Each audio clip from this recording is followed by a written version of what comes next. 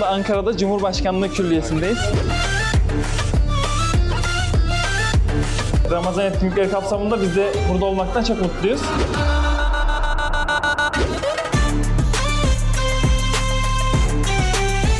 Merhaba gençler, bugün külliyedeyiz. TRT Genç ekranlarında reaksiyon programında yaptığımız deneyleri burada birlikte yapacağız.